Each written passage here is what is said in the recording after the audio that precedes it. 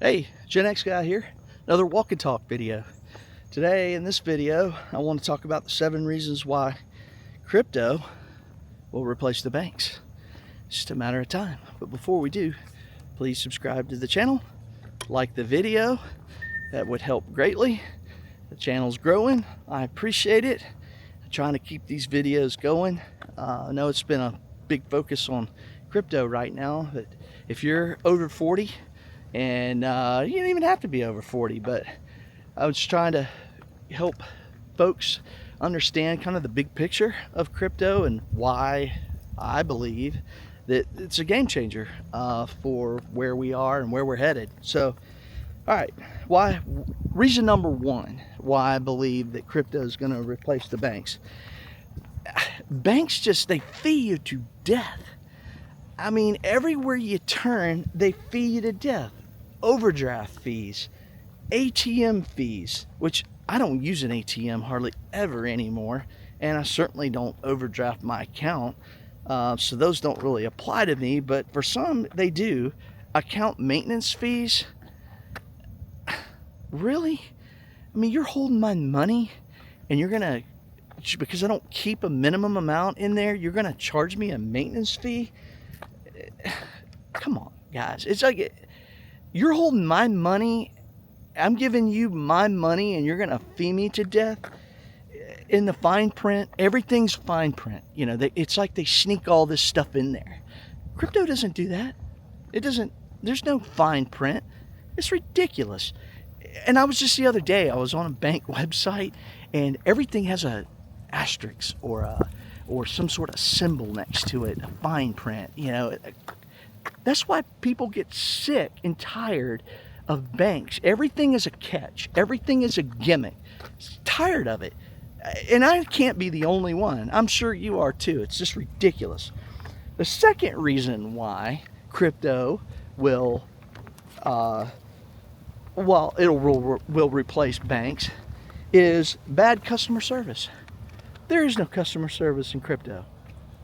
I mean, how many times do we have to wait in lines at the bank? Heck, half the time when I've been in the bank, they're understaffed now. They can't even keep people at the tellers. There's like 2 people in the bank, and there's a line of 10 people waiting to get serviced. And anytime you get service in a bank, it seems like it takes forever to do whatever you need to do. It's an archaic process. They're understaffed like crazy. The service is not very personal. You're just another transaction, and their policies are just ultra rigid. It's like we want to do everything we can to not take care of the customers. It just seems like that's the mantra of banks now. It's all about them and not about the customer. And it's unfortunate, and this is changing, that it's all has to be about the bank and less about the customer. Well, just keep that attitude up and watch what ends up happening. It will happen. Number 3 is the crypto doesn't have hours, and it doesn't close on holidays. I mean, what is this? Banks look for every single excuse to close. It's National Pretty Tree Day. We're shut down. What? Are you serious? And our hours are from 10 to 3 every day. Not quite, but might as well be. This is stupid. I mean, why do we have to have these limited hours? You guys are special or something? Why do you have to have special? I don't get special hours. My wife doesn't get special hours. Now, I don't know anybody except for you people in banks or government employees that get these special hours. It's ridiculous. Crypto doesn't have special hours. We're 24/7, 365. So, yeah, we don't have that. I can send money to anybody I want, and they can send money to me in the middle of the night. Crypto doesn't have these ridiculous hours. And reason number 4 is banks are outdated, slow, they're self-serving, and inefficient. Just look at ACH.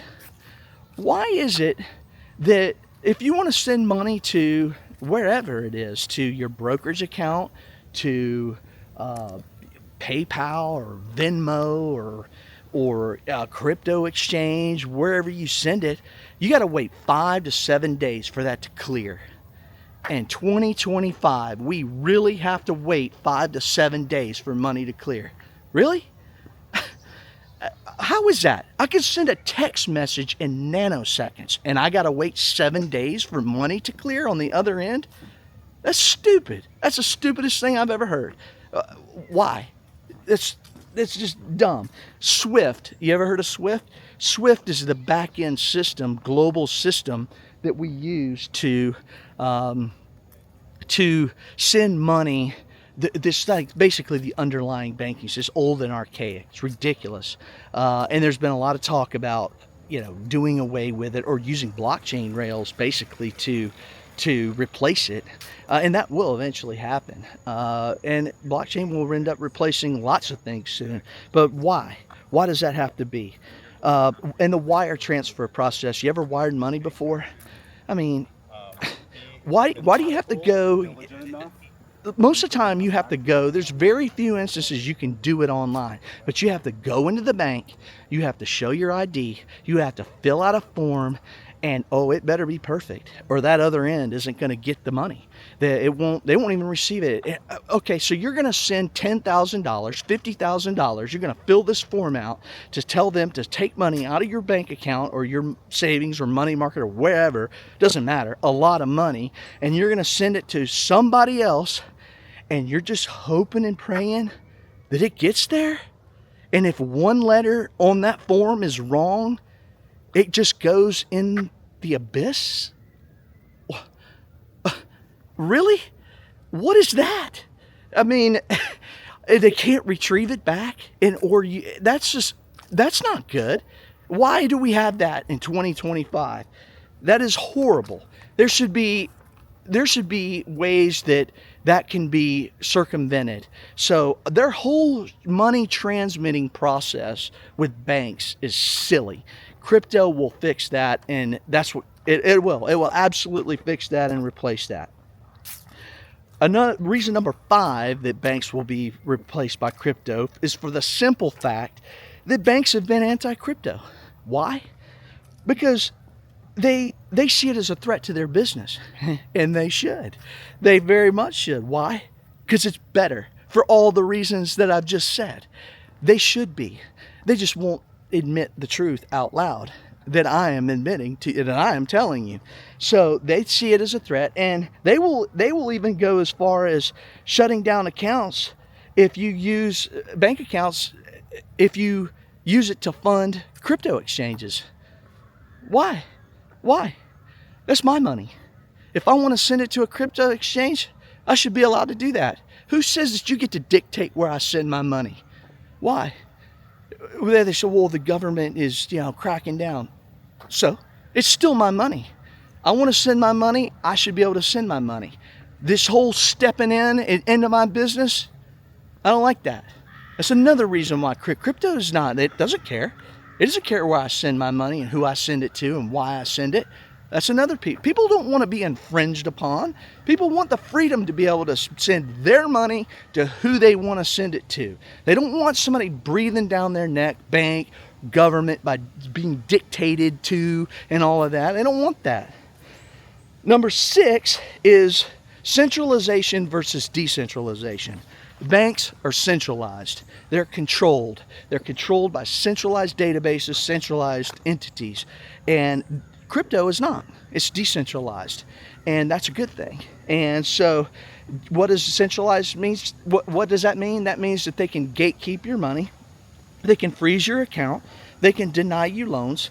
And they can even close your accounts for no reason at all. It actually happened to me.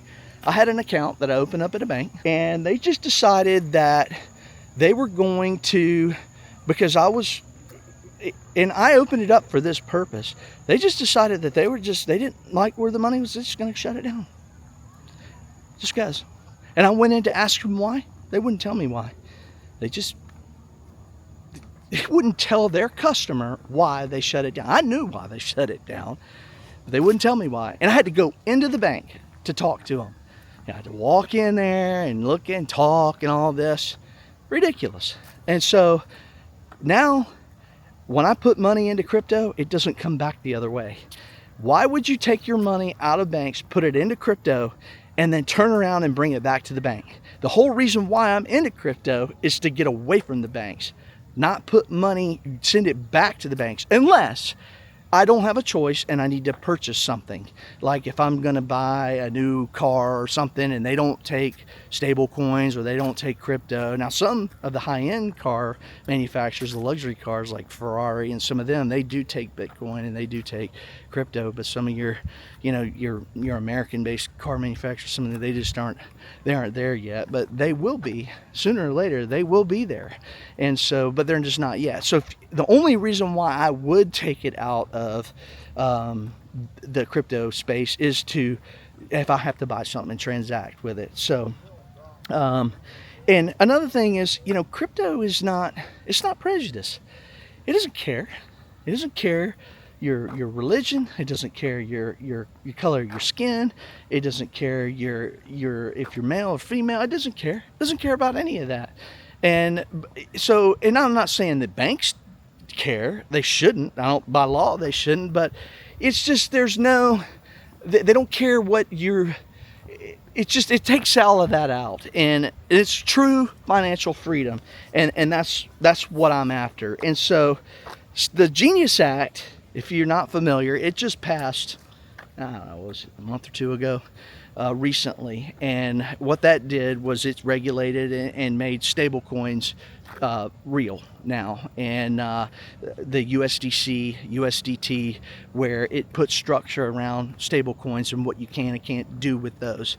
And so that's basically paving the way to be able to transmit, you know, if you want to take a US dollar and convert it to USDC, you can send it over crypto rails and to whoever you want, not a problem. Banks, they're worried, and they should be, because there's been, I think it's been $300 billion that have been converted from USD, US dollar, fiat, to USDC or USDT, which is Circle's, USDC is Circle's product, which is a public company, and USDT, which is Tether's product, which they're about to go public very, very soon. So yeah, it's happening, guys. We're getting closer and closer. World Liberty, which is Trump's, they just launched a stable coin. There's all sorts of it's a stable coin race right now, because people want to be, they make fees on being able to transact. There's fees when you send and receive stable coins on the back end. So with these blockchains that you're sending and receiving them on. So yeah, guys, it's just a matter of time. Banks are worried. They should be. Their days are numbered. I'm not getting good with banks. I'm for all of this with crypto. There's been many instances that I've bad situations. Here's one for you. Here's one. So I had money sitting in a bank account, and I moved it out. I think it was about $10,000. I moved it to I think it was Fidelity or Schwab, one of the two, and they were offering at the time, it was like 5% interest on that money. So I moved it out of there to get a higher rate. Well, at the bank that I was at, I won't mention their name, it was like 1.2% or 1.25. The bank, they try to screw you on the rates that they offer. It's every turn they're trying to take advantage of their customers.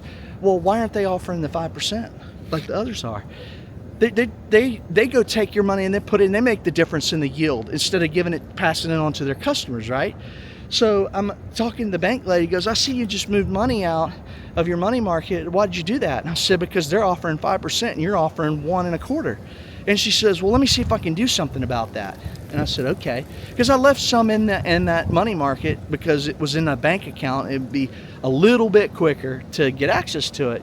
And she goes, okay, let me put a call in. So she comes back, and it was, I believe it was 3.75, which was a lot better than the 1.25, but it was still not near the 5% that I was getting at the Schwab or Fidelity.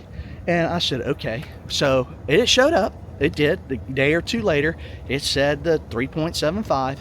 And then I kept my eye on it for a couple months.